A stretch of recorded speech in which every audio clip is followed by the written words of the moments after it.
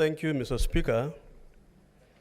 I've listened keenly to the councils for the County Assembly. Mr. Speaker, I thought your guidance was clear because the stage you are in, Mr. Speaker, as per the program, is actually opening statement on behalf of the County Assembly. I am worried, Mr. Speaker, that if we allow further, we are likely to lose the track. Mr. Speaker, this is not a case between this assembly, or rather this house, and any of the parties. It is their case. Mr. Speaker, I want to plead that perhaps you reconsider your position, because we wanted therefore to, and again, Mr. Speaker, for you to be directed that you make a finding at this point. It is not the Speaker, it is the House. So, Mr. Speaker, guide us on that issue, because a very sensitive matter. This House is being watched now across the country and the world. Senator Mogene.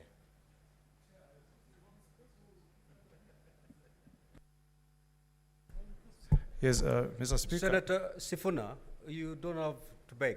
I will give you an opportunity. Yeah, Mr. Speaker, maybe just to assist Council for the County Assembly.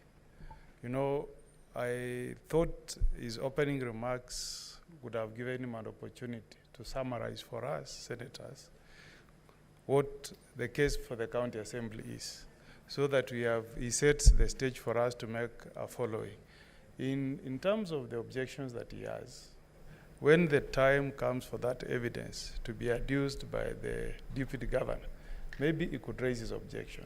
But he should utilize, with tremendous respect to him, the opening remarks to summarize for us, because we just want to know, to have a glimpse of the case that is facing the deputy governor. And you have guided him. Maybe we should also advise him that it's good you take the ruling of the Speaker as a guidance for you, so that you follow and you make these proceedings simpler for us to follow. Yeah, Senator Sifuna. Mr. Speaker, with the greatest respect to all the senior counsel who have spoken before me, I believe that this is a quasi-judicial proceeding, and the Council for the Assembly is very much in order to require that a ruling be made on the preliminary requests. The only thing I fault them for is being too verbose on a very simple request. A request has been made pursuant to Rule 10 of these proceedings that a witness be summoned by this House. We need to make a decision after hearing, of course, from the team for the Deputy Governor on whether there's going to be any prejudice if this gentleman called David Hagai Oyagi is summoned. That is a matter that has to be dispensed with before we hear opening remarks. Mr. Speaker, the second request is expunging of certain paragraphs that are being claimed not to be relevant. That's all this council needed to say, without going into too many stories, because we would want to get into the meat of the argument. But, Honorable Speaker, preliminary matters must be dealt with at the preliminary point, so that it will set the tone on what we are going to hear and what we are not going to hear. So I request that the House makes a determination on the request to summon this gentleman, and if it is after hearing the counsel for the Deputy Governor, then we move. Then we make a decision on the other question, whether we want to expunge those paragraphs now, or we wait until we see the irrelevance, then we expunge them at that particular point. That is the guidance that I wanted to give the House, Mr. Speaker, and I thank you for the opportunity. Senator Fernandez. Mr. Speaker, I agree largely with my colleagues who have spoken before me. We needed to either we allow the councils for the County Assembly to make opening remarks, but I thought, Mr. Speaker, as the tradition and precedent, we always dispense. We always dispense of the preliminary objections. And on the issue of expunging the paragraphs that they have requested, the summoning of witnesses, Mr. Speaker, I thought you should have guided them so that we dispense of. But now the question should be, when you invited them to speak for 30 minutes, was it on the aspect of their opening remarks, Mr. Speaker, or was it on the aspect of raising preliminary objections? Because in my thinking, he would have allowed that the preliminary objections are raised, dispensed of, then now it sets down for the engagement. And in the opening remarks, my colleague, Mr. Speaker, they should have given us an overview of their case. With no pun intended, Mr. Speaker, it should have been like a woman's skirt, long enough to cover essentials, short enough to arouse curiosity, Mr. Speaker, so that it gives and sets the tone, Mr. Speaker, of Mr. Speaker, so that it sets a tone. Oh, I'm not making, I said, Mr. Speaker, Mr. Speaker, no pun intended. Can you be listening carefully, my colleagues? So that is, I was just saying, Mr. Speaker, can you protect me, Mr. Speaker? Well, I will protect you if you're orderly. Yes, I'm orderly, Mr. Speaker. Proceed.